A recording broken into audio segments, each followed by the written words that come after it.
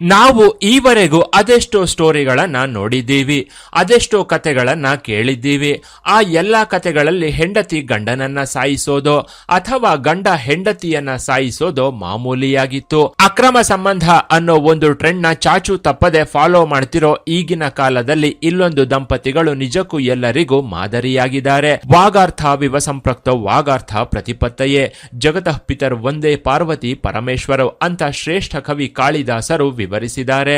ಮಾತಾಪಿತರ ಆಶೀರ್ವಾದದಿಂದ ಆರಂಭಿಸುವ ಕಾರ್ಯಗಳು ಸಫಲವಾಗುವುದು ಅನ್ನೋದು ಭಾರತೀಯರ ಪರಂಪರಾಗತ ನಂಬಿಕೆ. ಸಂಸ್ಕೃತದ ಶ್ರೇಷ್ಠ ಕವಿ ಕಾಳಿದಾಸರು ತಮ್ಮ ರಘುವಂಶ ಮಹಾಕಾವ್ಯದ ರಚನೆಯಲ್ಲಿ ಮಂಗಳ ಶ್ಲೋಕವಾದ ವಾಕ್ ಮತ್ತು ಅರ್ಥಕ್ಕಿರುವ ಭಾವಗಳು ಬೇರ್ಪಡಿಸಲಾಗದ ಹಾಗೆ ಒಂದಾಗಿರುವಂತೆ ಜಗತ್ತಿಗೆ ತಂದೆ ತಾಯಿಯರ ರೂಪದಲ್ಲಿರುವ ಪರಮೇಶ್ವರ ಪಾರ್ವತಿಯನ್ನ ಈ ಶ್ಲೋಕ ಮುಖೇನ ವಂದಿಸುತ್ತೇನೆ ಅನ್ನೋದು ಈ ಶ್ಲೋಕದ ಸಾರಾಂಶ.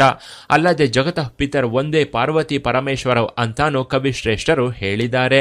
ಅಂದ್ರೆ ತಂದೆ ತಾಯಿಯರ ಮತ್ತು ಆ ಮೂಲಕ ಜಗತ್ತಿನ ತಂದೆ ತಾಯಿಯರಾದ ಪಾರ್ವತಿ ಪರಮೇಶ್ವರರ ಕೃಪೆ ನಮ್ಮೆಲ್ಲರ ಮೇಲಿರ್ಲಿ ಅನ್ನೋದು ಇದರ ಅರ್ಥ. ಹೀಗಿದ್ದಾಗ ಬೆಳಗ್ಗೆ ಎದ್ರೆ ಸಾಕು ಒಂದಲ್ಲ ಒಂದು ಅನೈತಿಕ ಕಥೆಗಳನ್ನ ಕೇಳ್ತಿದ್ದ ನಾವು ಇದೀಗ ಆದಿ ದಂಪತಿಗಳ ಕಥೆಯೊಂದನ್ನ ನಿಮ್ಮ ಮುಂದೆ ಇಡ್ತೀವಿ ನೋಡಿ.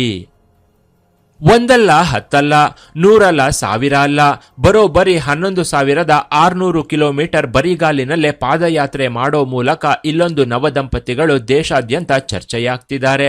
ಪಾದಯಾತ್ರೆ ಮೂಲಕ 12 ಜ್ಯೋತಿರ್ಲಿಂಗಗಳನ್ನ ದರ್ಶನ ಮಾಡಿಕೊಂಡು ಇದೀಗ ಜಗತ್ತನ್ನೇ ಬೆರಗುಗೊಳಿಸಿದ್ದಾರೆ. ಇತ್ತೀಚಿನ ದಿನಗಳಲ್ಲಿ ಮದುವೆಯಾದ ನಂತರ ಹನಿಮೂನ್ ಹೆಸರಿನಲ್ಲಿ ನವವಿವಾಹಿತರು ತಕ್ಷಣ ಫಾರಿನ್ ಟ್ರಿಪ್ಗೋ ಅಥವಾ ಬೀಚ್ಗಳಿಗೋ ಹೋಗಿ ಎಂಜಾಯ್ ಮಾಡೋದು ಮಾಮೂಲಿ. ಆದ್ರೆ ಮಹಾರಾಷ್ಟ್ರದ ಈ ದಂಪತಿ ಆ ಪರಮಶಿವನ 12 ಜ್ಯೋತಿರ್ಲಿಂಗಗಳ ದರ್ಶನ ಮಾಡೋಕೆ ಬರಿಗಾಲಿನಲ್ಲಿ ನಡೆಯೋಕೆ ನಿರ್ಧರಿಸಿ ಬರೋಬ್ಬರಿ 11,600 ಕಿಲೋಮೀಟರ್ ಪಾದಯಾತ್ರೆಯನ್ನ ಮಾಡಿದ್ದಾರೆ. ಸದ್ಯಕ್ಕೆ ಈ ದಂಪತಿಗಳ ಭಕ್ತಿ ಈಗ ದೇಶಾದ್ಯಂತ ಹೆಚ್ಚು ಚರ್ಚೆ ಮತ್ತು ಗೌರವಕ್ಕೆ ಕಾರಣವಾಗಿದೆ. ಈ ಅಸಾಧಾರಣ ನಡಿಗೆಯನ್ನ ಪೂರ್ಣಗೊಳಿಸಿದ್ದ ಈ ದಂಪತಿ ಮಹಾರಾಷ್ಟ್ರದ ಬಿಡ್ ಜಿಲ್ಲೆಯವರಾದ ಈ ದಂಪತಿ ಮದುವೆ ಬಳಿಕ ತಮ್ಮ ಜೀವನವನ್ನ ದೈವಿಕ ಸಂಕಲ್ಪದೊಂದಿಗೆ ಶುರು ಮಾಡೋಕೆ ನಿರ್ಧರಿಸಿದ್ರು.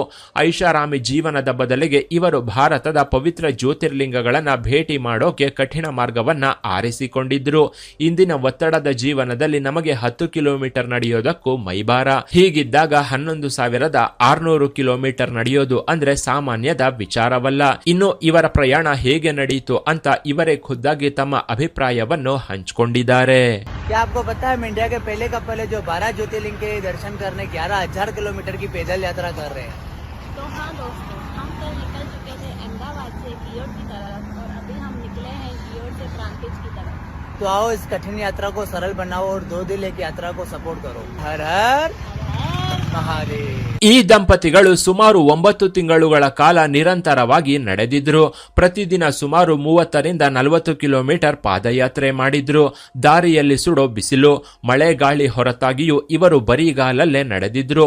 ಪಾದಗಳು ಉರಿತಿದ್ರು, ನೋವಿನಿಂದ ಬಳಲ್ತಿದ್ರು. ಭೋಲೆನಾಥನ ಧ್ಯಾನವು ನಮಗೆ ಮಾರ್ಗದರ್ಶನ ನೀಡಿತ್ತು ಅಂತ ಈ ದಂಪತಿಗಳು ಹೇಳಿದ್ರು. ಗುಜರಾತ್ನ ಸೋಮನಾಥದಿಂದ ಉತ್ತರಾಖಂಡದ ಕೇದಾರನಾಥವರೆಗೆ ಮತ್ತು ಆಂಧ್ರ ಪ್ರದೇಶದ ಶ್ರೀಶೈಲಂನಿಂದ ತಮಿಳುನಾಡಿನ ರಾಮೇಶ್ವರಂ ವರೆಗೆ ಇವರು ತಮ್ಮ ಬರಿಗಾಲಲ್ಲೇ ಭಾರತದ ಸಂಪೂರ್ಣ ನಕ್ಷೆಯನ್ನ ಸುತ್ತಿ ಬಂದಿದ್ದಾರೆ. ಶಿವನ ಮೇಲಿನ ಅಚಲವಾದ ಭಕ್ತಿ ಈ ದೀರ್ಘ ಆಧ್ಯಾತ್ಮಿಕ ಪ್ರಯಾಣದಲ್ಲಿ ನಾವು ಎದುರಿಸಿದ ಹಸಿವು, ಆಯಾಸ ಮತ್ತು ಪ್ರತಿಕೂಲ ಹವಾಮಾನ ಪರಿಸ್ಥಿತಿಗಳನ್ನು ಎದುರಿಸಲು ಶಕ್ತಿಯನ್ನ ಕೊಡ್ತು ಅಂತ ತಮ್ಮ ಭಾವನೆಯನ್ನ ಹೇಳ್ಕೊಂಡಿದ್ರು.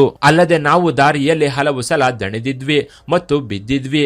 ಆದರೆ ಜ್ಯೋತಿರ್ಲಿಂಗಗಳ ದರ್ಶನ ಪಡೆಯೋ ದೃಢ ಸಂಕಲ್ಪ ನಮ್ಮನ್ನ ಎದ್ದು ಮತ್ತೆ ನಡೆಯುವಂತೆ ಮಾಡ್ತು ಅಂತಾನು ಈ ದಂಪತಿಗಳು ತಮ್ಮ ಸಂತೋಷವನ್ನ ಹಂಚಿಕೊಂಡಿದ್ರು. ಪ್ರಯಾಣದ ಸಮಯದಲ್ಲಿ ಇವರು ನೋಡಿದ ದೃಶ್ಯಗಳು, ಜನರ ಪ್ರೀತಿ ಮತ್ತು ವಿವಿಧ ರಾಜ್ಯಗಳ ಸಂಸ್ಕೃತಿಯು ಇವರಿಗೆ ಜೀವನದಲ್ಲಿ ಉತ್ತಮ ಪಾಠಗಳನ್ನು ಕಲಿಸಿತ್ತು. ಒಬ್ಬ ಸಾಮಾನ್ಯ ಮನುಷ್ಯನು ತನ್ನ ಜೀವನದ ಗುರಿಯನ್ನು ಸಾಧಿಸಲು ಬಲವಾದ ದೃಢ ಸಂಕಲ್ಪವನ್ನ ಇಟ್ಕೊಂಡ್ರೆ ಪ್ರಕೃತಿಯು ಕೂಡ ಅವನೊಂದಿಗೆ ಕೈಜೋಡಿಸುತ್ತೆ ಅನ್ನೋದಕ್ಕೆ ಈ ದಂಪತಿಗಳೇ ಸಾಕ್ಷಿ ಅಂದ್ರೂ ತಪ್ಪಾಗೋದಿಲ್ಲ. ಕೊನೆಗೆ ಕಷ್ಟ ಹಾಗೂ ಕೆಲಸ ಅಂದ್ರೆ ದೂರ ಉಳಿಯೋ ಇಂದಿನ ಪೀಳಿಗೆಗೆ ಈ ದಂಪತಿಗಳು ಅಸಾಧ್ಯವನ್ನ ಸಾಧ್ಯವಾಗಿಸುವ ಧೈರ್ಯವನ್ನ ತುಂಬಿದ್ದಾರೆ ಅಂದ್ರೂ ತಪ್ಪಾಗೋದಿಲ್ಲ. ಇವರಿಗೆ ಸಂಸ್ಕೃತಿಯ ಬಗ್ಗೆ ಇರೋ ಗೌರವ, ಈ ಆಧುನಿಕ ಯುಗದಲ್ಲಿಯೂ ಸಹ ಇವರು ಭಾರತೀಯ ಆಧ್ಯಾತ್ಮಿಕ ಮೌಲ್ಯಗಳು ಮತ್ತು ಸಂಪ್ರದಾಯಗಳನ್ನ ಎತ್ತಿ ಹಿಡಿದಿದ್ದಾರೆ. ಈ 9 ತಿಂಗಳ ಪ್ರಯಾಣವು ಗಂಡ ಮತ್ತು ಹೆಂಡತಿ ಕಷ್ಟದ ಸಮಯದಲ್ಲಿ ಪರಸ್ಪರವಾಗಿ ಹೇಗೆ ಬೆಂಬಲವಾಗಿ ನಿಲ್ಲಬಹುದು ಅನ್ನೋದನ್ನ ಇವರಿಗೆ ಇವರೇ ಸಾಬೀತು ಮಾಡಿದ್ದಾರೆ. ಈ ಪ್ರಯಾಣವು ಕೇವಲ ಧಾರ್ಮಿಕ ಪ್ರಯಾಣ ಪ್ರಯಾಣವಲ್ಲ, ಇದೊಂದು ಮಾನವಾತೀತ ಶಕ್ತಿ ಮತ್ತು ಸಮರ್ಪಣೆಯ ಯಶಸ್ಸಿನ ಕಥೆಯಾಗಿದೆ. 11,600 ಕಿಲೋಮೀಟರ್ ಬರಿಗಾಲಿನಲ್ಲೇ ಪ್ರಯಾಣಿಸಿ 12 ಜ್ಯೋತಿರ್ಲಿಂಗಗಳನ್ನ ಭೇಟಿ ಮಾಡಿದ್ದ ಈ ದಂಪತಿಗೆ ಇಡೀ ರಾಷ್ಟ್ರವು ಇದೀಗ ತಲೆಬಾಗಿದೆ. ಇನ್ನು ಇತ್ತೀಚೆಗೆ ಮದುವೆಯಾಗಿ ಗಂಡ ಹೆಂಡತಿ ಗಂಡನನ್ನು ಸಾಯಿಸೋರು ಈ ದಂಪತಿಗಳ ಕಾಲು ತೊಳೆದು ಅವರ ನೀರು ಕುಡಿದ್ರೂ ಕೂಡ ತಪ್ಪಾಗೋದಿಲ್ಲ. ಕೊನೆಗೆ ಮದುವೆಯಾದ ಯಾವುದೇ ದಂಪತಿಯು ತೀರ್ಥಯಾತ್ರೆಯನ್ನ ಮಾಡಿದ್ರೆ ಅಂತಹವರ ಹೊಟ್ಟೆಯಲ್ಲಿ ಮಹನೀಯರು ಹುಟ್ಟುತ್ತಾರೆ ಅನ್ನೋದು ಗುರು ಹಿರಿಯರ ಮಾತು. ಹೀಗಾಗಿ ಈ ದಂಪತಿಗಳ ಹೊಟ್ಟೆಯಲ್ಲಿ ಒಬ್ಬ ಶಂಕರಾಚಾರ್ಯರು ಅಥವಾ ಸ್ವಾಮಿ ವಿವೇಕಾನಂದರು ಹುಟ್ಲಿ ಅಂತ ನಾವು ಸಹ ಈ ದಂಪತಿಗೆ ಶುಭ ಕೋರೋಣ. ಇನ್ನು ಈ ಸ್ಟೋರಿ ಬಗ್ಗೆ ನಿಮ್ಮ ಅಭಿಪ್ರಾಯವನ್ನ ಕಾಮೆಂಟ್ ಮಾಡಿ. ಕೆಳಗಿನ ಡಿಸ್ಕ್ರಿಪ್ಷನ್ ಬಾಕ್ಸ್ನಲ್ಲಿ ವಾಟ್ಸ್ಆಪ್ ಚಾನಲ್ನ ಲಿಂಕ್ ಕೊಡಲಾಗಿದ್ದು ಅದನ್ನು ಸಹ ಫಾಲೋ ಮಾಡಿ. ಇನ್ನಷ್ಟು ಇಂಟ್ರೆಸ್ಟಿಂಗ್ ವಿಡಿಯೋಗಳಿಗಾಗಿ ಚಾನೆಲ್ನ ವಿಸಿಟ್ ಮಾಡಿ.